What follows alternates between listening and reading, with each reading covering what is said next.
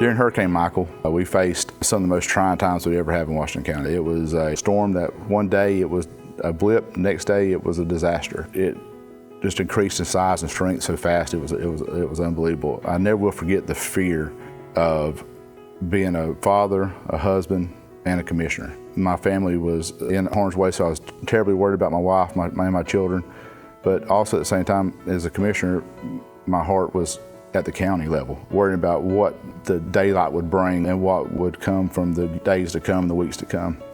I'm very, very proud to say that we had meetings 2 days prior to the storm hitting with our debris contractor, and they had made sure that we had all of our I's dotted and our T's crossed with them, and they had people staged in the area. We was picking up debris and removing it, not throwing it off the right-of-ways, actually getting it off the right-of-ways and getting it to staging areas within 2 days. That's unheard of. You still got trim toss crews going on in that time period, and we were picking debris up and getting it away from our right-of-ways. Through the relationships that we built throughout the state, one of my fellow commissioners in Santa Rosa County, Mr. Sam Parker, great friend, great Christian man.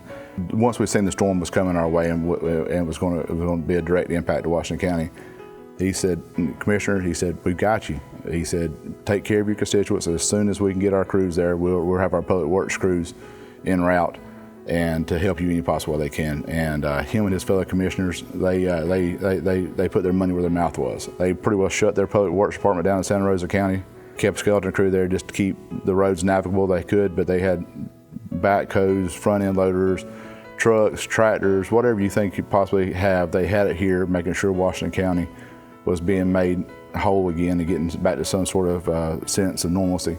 And then, you know, through the weeks and days to come, Miami-Dade, other counties and other cities and other municipalities just responded, and that was very heartwarming. But our constituents, our citizens of Washington County, they were facing some of the worst days of their lives, but found it still very, very important to serve, to make sure their neighbor was taken care of, and even if it was in some ways for them to do without, they would make sure that their neighbor was secure and had what they needed. You know, I never will forget people coming to the EOC with huge grills. Hey, our freezer's out.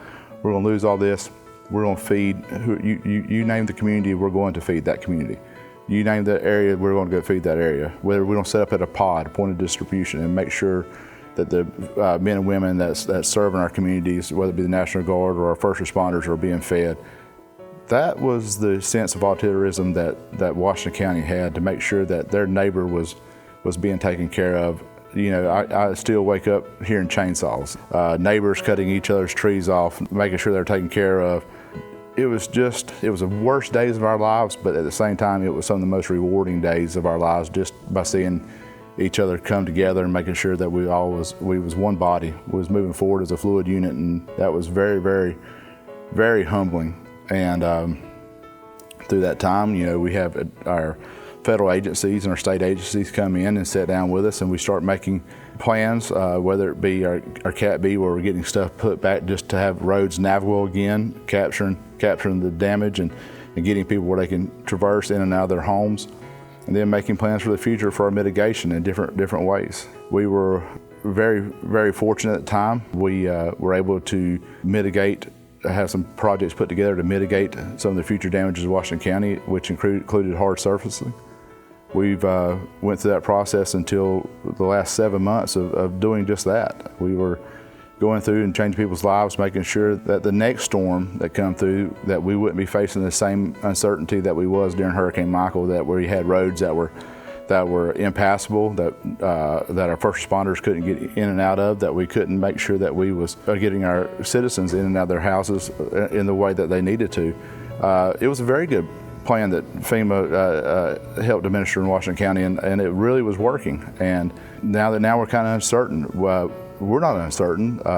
You know, there were some uncertainties of policies that they drew it up, and they're worried about their policies. I'm not worried about the policies. It's the promise they made to our people that they were going to mitigate these projects.